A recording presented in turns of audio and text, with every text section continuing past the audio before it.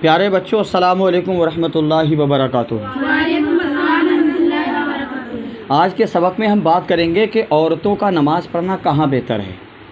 عورتوں کا نماز پڑھنا کہاں بہتر ہے؟ عموماً تو یہ دیکھا جاتا ہے کہ اللہ کے نبی صلی اللہ تعالیٰ علیہ وآلہ وسلم کے دور میں پہلے یہ معاملہ تھا کہ عورتیں مسجد میں ہی نماز ادا کرنے کے لیے جایا کرتی تھیں، لیکن جیسے جیسے زمانہ تبدیل ہوتا رہا، جیسے جیسے زمانہ بدلتا رہا، ویسے ویسے عورتوں کو مسجدوں میں جانے سے روکا گیا، ویسے ویسے عورتوں کو مسجد میں جانے سے منع کیا گیا۔ تو آپ چلتے ہیں حدیث رسول صلی اللہ علیہ وسلم کی طرف۔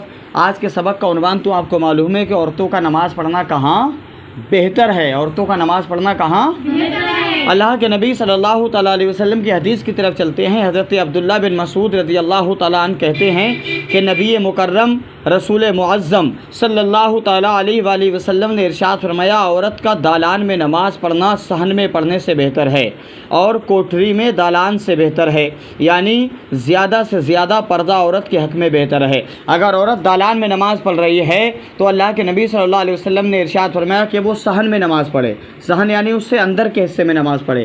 دالان کہتے ہیں باہر کے حصے کو، صحن کہتے ہیں اس سے اندر کے حصے کو۔ اور اللہ کے نبی کہتے ہیں کہ اس کے علاوہ بھی اگر کوٹھری ہو تو کوٹھری اس دالان اور صحن سے بھی بہتر ہے، جہاں وہ اللہ رب العزت کی یاد کرے، جہاں وہ اللہ رب العزت کے قریب رہے، کیونکہ عورت نام ہی پردے کا ہے اور عورتوں کا پردے میں رہنا افضل ہے۔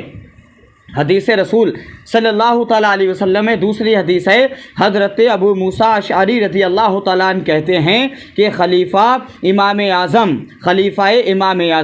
صلی اللہ تعالیٰ علیہ وآلہ وسلم نے فرمایا، یعنی اللہ کے نبی صلی اللہ تعالیٰ علیہ وآلہ وسلم نے یہ حکم فرمایا، ہر آنکھ زنا کرنے والی ہے، یعنی جو اجنبی کی طرف نظر کرے، اور بے شک عورت عطر لگا کر مجلس میں جائے تو ایسی اور ایسی ہے، یعنی زانیہ ہے۔ اللہ کے نبی نے یہاں تک ارشاد فرمایا کہ عورت پردے کا نام ہے، اور اللہ کے نبی نے ارشاد فرمایا کہ اگر کوئی عورت اپنے جسم پر خوشبو لگا کر جائے، اور اللہ کے نبی صلی اللہ علیہ وسلم نے کہا کہ راستے میں رہنے والے یا جانے والے یا چلنے والے یا بیٹھنے والے مرد اس کے جسم کی خوشبو کو سونگیں، تو اللہ کے نبی صلی اللہ تعالیٰ علیہ وسلم نے ارشاد فرمایا کہ وہ عورت بدکار ہے۔ کون ہے؟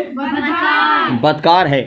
نماز پڑھنے کا تک یہ حکم ہے کہ ہم اور آپ آج کے سبق میں سن رہے ہیں، دیکھ رہے ہیں کہ عورت کہاں نماز پڑھے گی۔ اگر دالان ہے تو صحن بہتر ہے، اور صحن ہے تو کوٹھری بہتر ہے۔